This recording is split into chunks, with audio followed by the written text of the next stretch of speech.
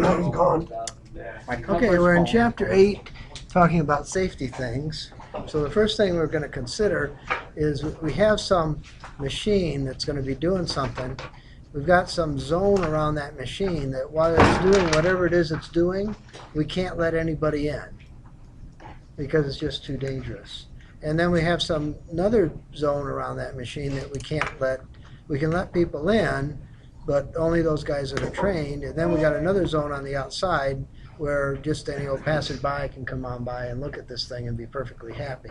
So what we have to do is we have to decide how fast that machine moves and what kind of safeguards we need. Because if I have somebody entering into zone 2, I can't be an automatic on that machine.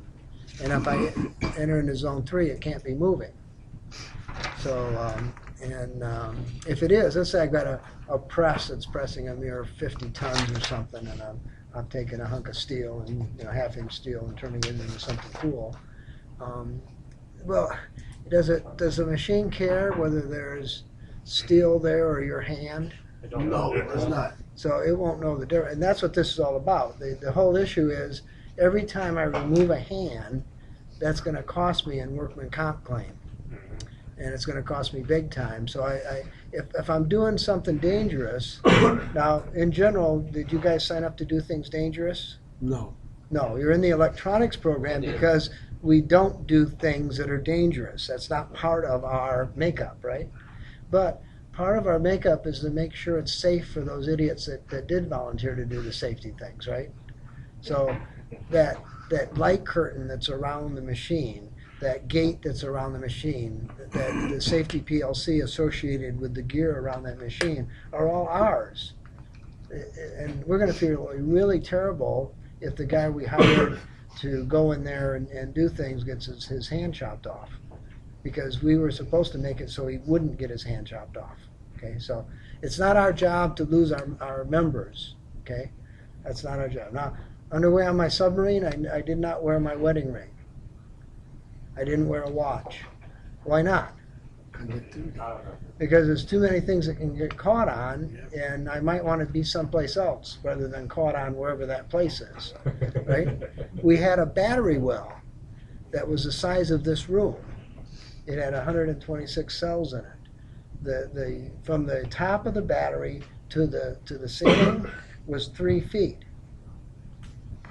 You didn't enter the battery well and do things if you're going to be claustrophobic, right? You can't. That's not going to work. So the guys that were electricians, they were picked to be electricians based on they're able to get in that small space, because one of the things you have to do every month is open every single battery cell and take the specific gravity of the battery. Well, that means you're crawling on your hands and knees in there with no metal on yourself. Because if the battery were to discharge across your body would lose, right? But your body's not going to lose because it's not, well, the resistance of your body is really high. It's not going to be a problem, right? But if you have metal on your body, then that metal is going to allow it to discharge through that hunk of metal. You can't do that. If you take a screwdriver into the battery well, which would be a stupid thing to do, but if you did, you wrapped it in tape, so it had very little metal. Lined up like Charlie Chaplin. All right. So now we have some robot, and we put a zone around the robot of where I don't want anybody to be. I have an early warning coming into the robot. I'm moving, and the robot is moving, right? So the safety envelope has to be far enough so that the robot has time to react to me being there. Okay, so it's moving 2 meters per second. It needs some time to stop. I open the door and I step in. It better stop before I get in, otherwise my safety area sucks. Right? So I've got a robot work envelope. And then I have a hazard envelope because the robot's there, and then I have an early warning going around it so that if I enter the early warning thing, it turns off the robot. and then I have some maximum safety thing going around. All right, well, how do I do that? Well, someday I'm going to have, probably before you guys graduate, I'll have a light curtain protecting my robot, which I don't have now. But we do it with a light curtain. So I go and somebody walks through that light curtain, and voila, the robot turns off.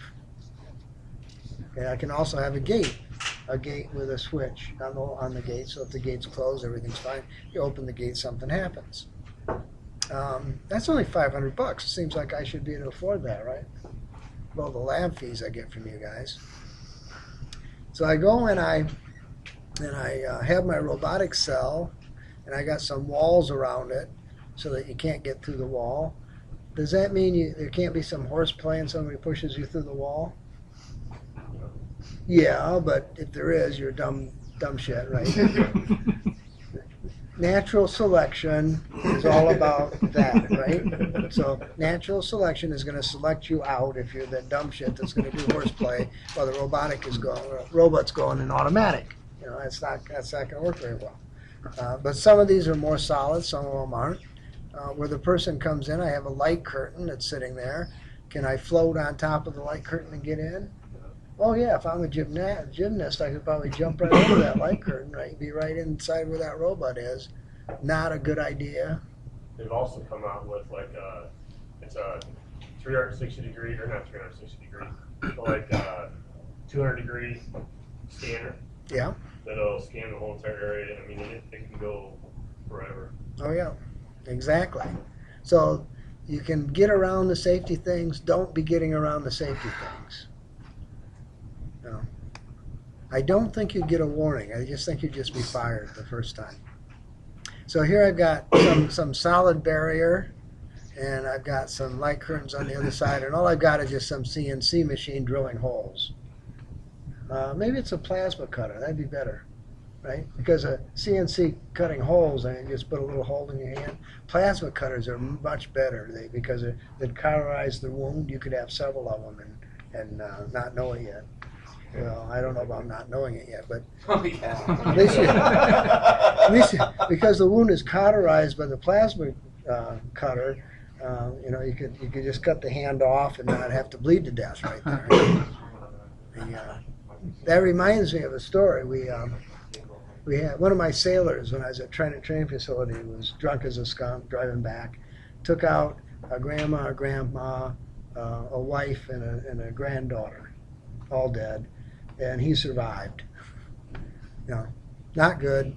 If you're going to do stupid things like that, make sure you don't survive, because to live with the consequences was really rough. And he only got a mere 15 years in jail. But he also had his driving privileges rescinded, including the driving of a bicycle. So he was allowed to, while waiting to be sentenced, he was allowed to walk from the barracks to his place of work, and that was all he's allowed to do. So dumb things are dumb things, right? You do things like that. Anyway, and of course the light curtain is yours. The maintenance of that hunk of machine in the middle is yours. All these buttons belong to you. You're the electronic technician, right? It better be off. It better be power, but better be down before you get inside there. So here we got a door guard with a movable switch on it. So the door is shut, the switch is closed.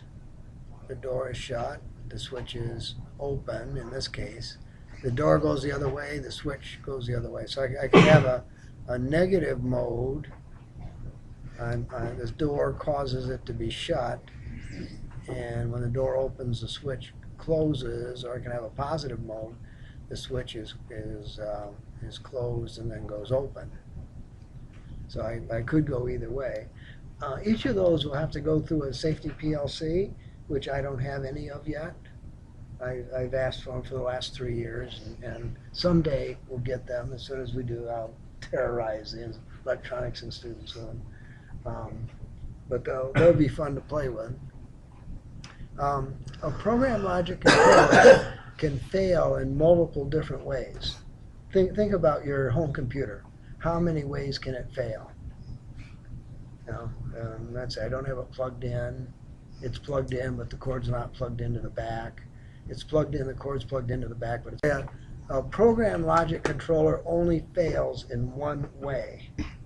So the stuff we're going to be playing with in a couple of weeks are $500 a piece, and which is pretty cheap. Safety PLC is $2,000 a piece, $3,000, $10,000 a piece. Because the architect of the program itself, the processor itself, is such that it only fails one way, turning everything off. So if anything fails, the whole thing goes off, period, the end.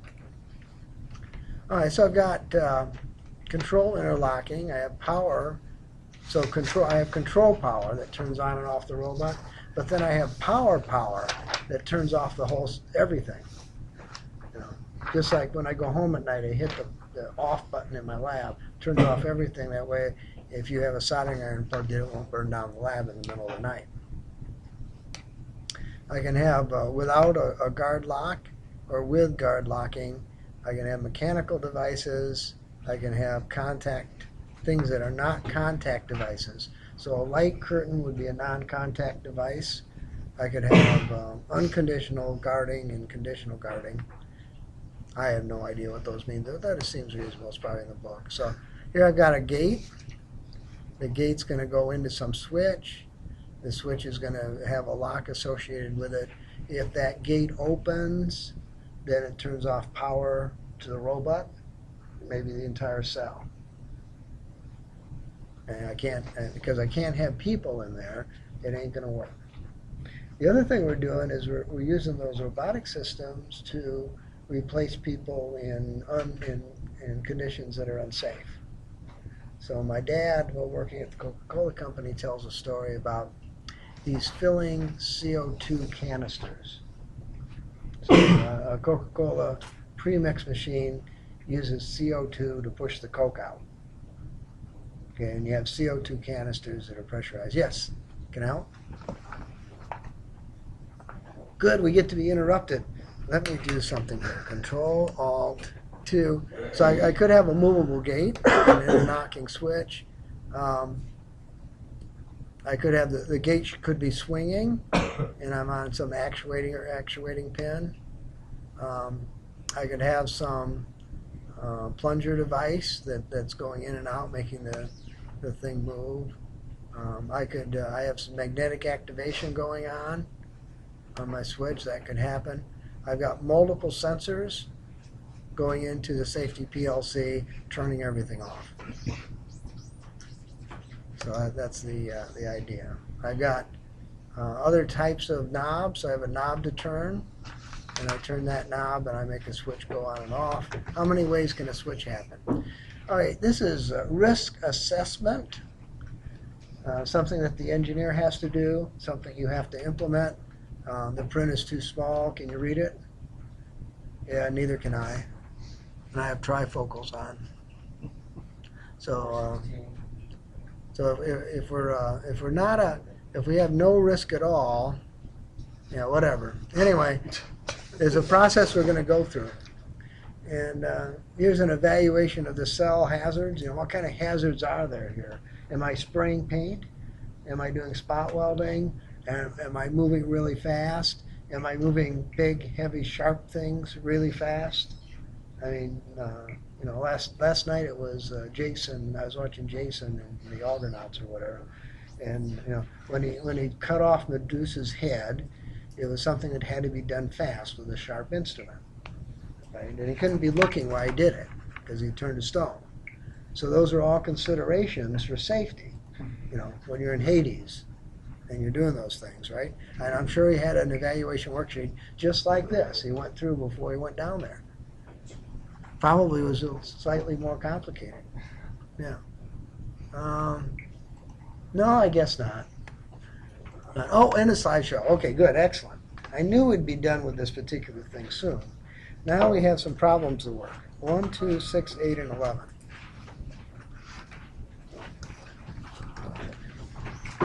This is where calculators are allowed.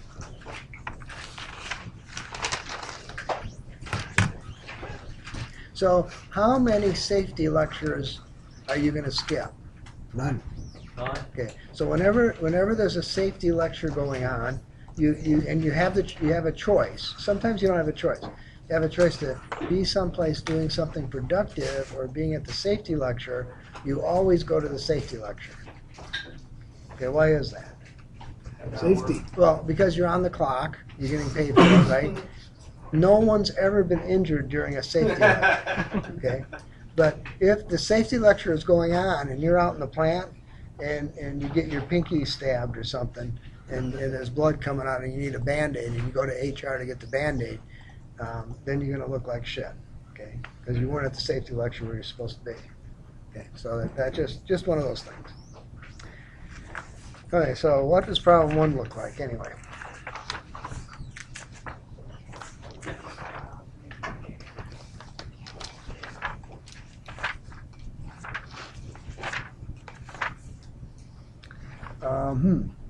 No, that's not it.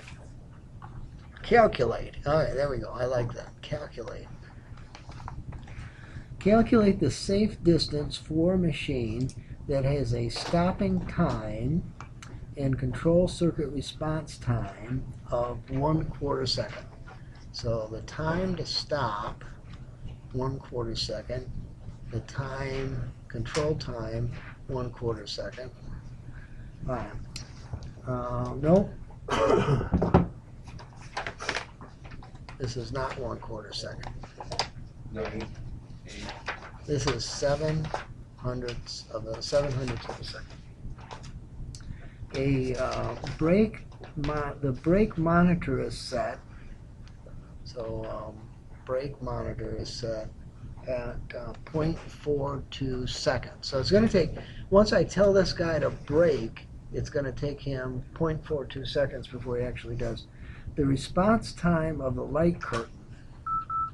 So light curtain response time, 35,000th of a second.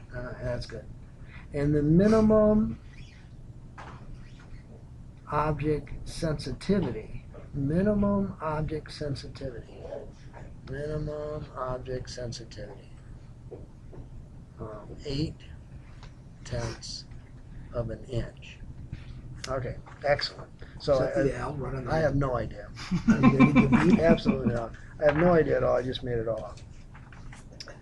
All right, so I'm looking at page 409, and I see that the safety distance is going to be some K times some TS plus TC plus TBM plus DPF. 1, 2, 3, 4, 5 things. 1, 2, 3, 4, 5 things.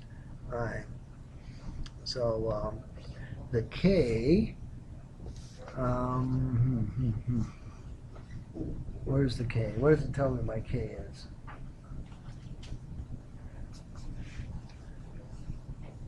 K is the hand speed constant, which is 63 inches per second.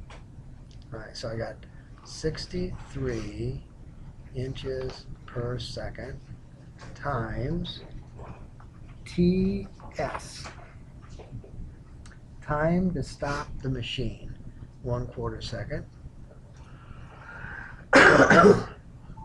TC, no, probably not, but I can't see what's on the bottom. Hello? Okay. Excellent. Bye-bye. Hey, where was I? You want me to move it up so I can't see it? Okay, I'll do that. Move it up so we can't see it. But I can remember what they were.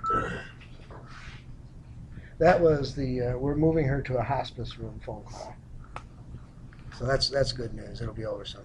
TC, time to for the control circuitry. Okay, that was the 7/100ths of a second plus the time to brake. Time to brake. Anybody remember what that was? 4.42 0.42 seconds, plus we need a DPF, and the DPF is S minus 0.3 divided by 0.3 on page 408. And they're just making this up, right? I mean, really? I mean, Steve will tell you that when we did this in the robotics class, we did the same thing. No. So what's S? S is the minimum object resolution in inches, and that was given as 0.8 of a second. So 0.8 minus 0.3 divided by 0.3. What's that? 0.5 divided by 0.3? And that's, I don't know what that is. 0.5. All I know is I can't have a calculator. 0.5 divided by 0.3. Boom. 1.6. 1 2/3. Okay, so plus 1 2/3. Okay, so now we're going to put it in our calculator and come up with the safe and have problem number 1 solved. Okay, so we'll do what's inside parentheses first. 1/4 plus 7/100 plus 0.42 equals times 63 plus 1.6666667. Boom. And I come up with 48.3 inches. So I got to have 48.3 inches in order to prevent one of my co-workers from getting too close to this thing and getting hurt. That's my safety distance. And I'm not going to do that without the book being open to that page, right? I hope not. And all right.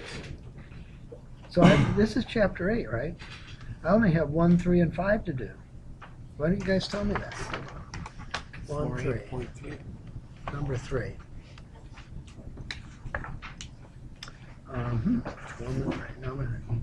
A programmable machine with a turn-off time of 3 seconds. A turn-off time. Boy, that's a long time. Let's say I've got a 500-ton press. How long will it take to turn it off? So it's starting its downward motion, and I secure power. How far is it going to go? Yeah, exactly. Must be guarded by an interlock gate. The 4-foot-high gate requires an additional distance of 0.5 meters. The 4-foot-high gate, 0.5 meters. All right, so I have an additional distance, 1/2 meter. Now, who's going and throwing meters with feet and inches? Who'd do such a thing? And an approach speed of 2 meters per second. Approach speed 2 meters per. Any of you guys move at 2 meters per second out there? Yeah. Any of you younger guys? You know, like the under 21s? How about the 20 to 30 group? Anybody do that? You did that just the other day? Yeah.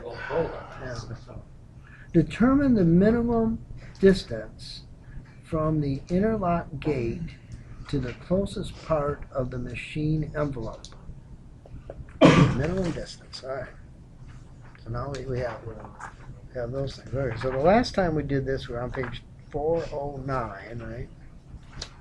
So obviously we're not doing that again because we don't have the same thing.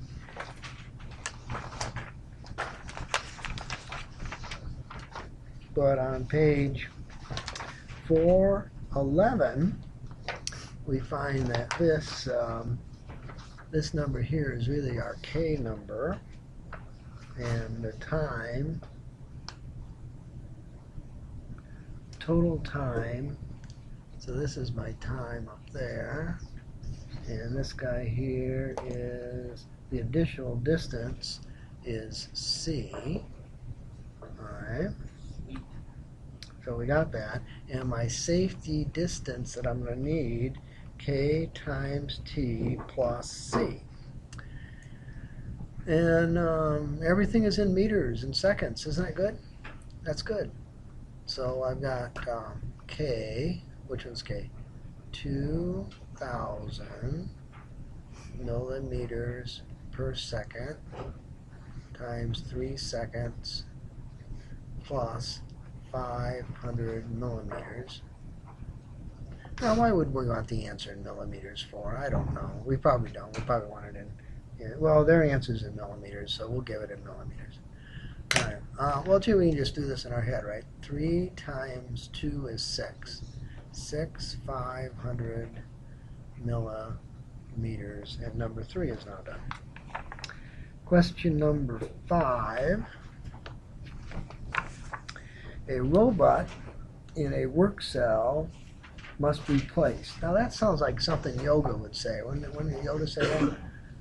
A robot is in must be replaced. All right, Yoda wouldn't say that. A robot in a work cell must be replaced. The work cell has a standard machine interlock gate, which is 2.5 feet from the closest edge of the envelope for the robot, and an added safety distance of 1 feet.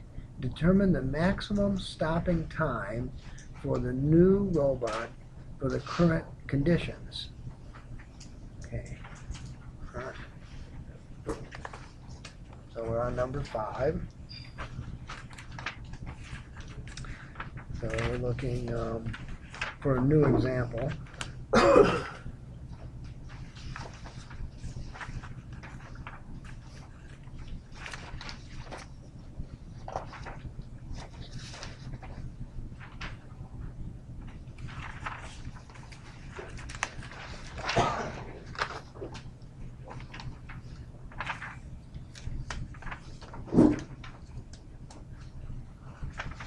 All right, no, we're not.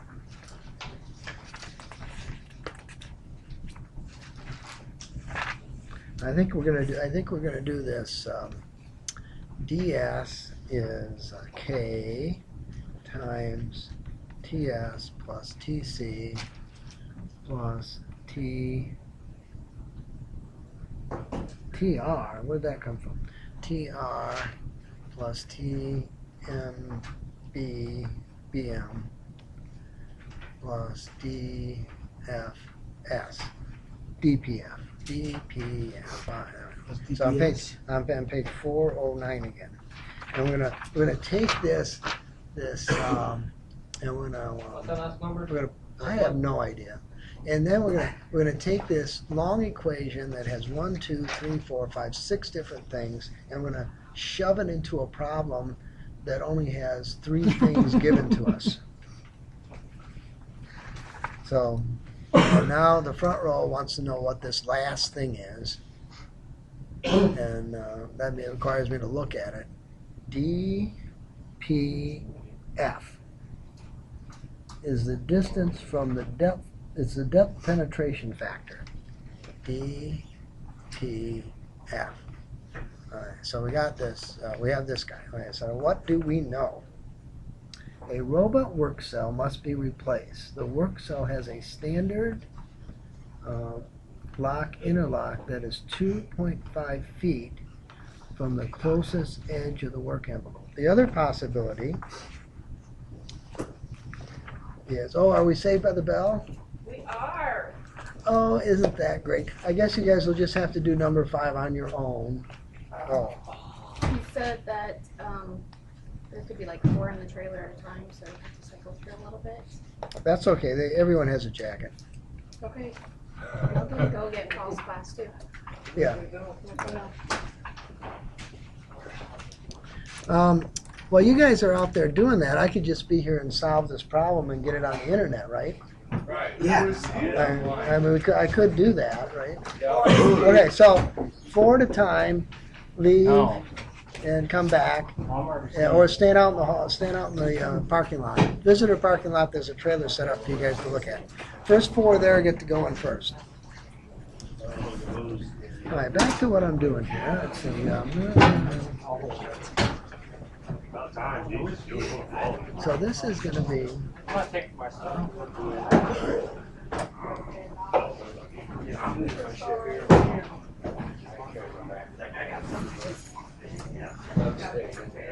Got a point. Yeah. Go. Yeah, we need to get that done. We'll get it done tomorrow. Have faith. Where are we even going? I have no idea.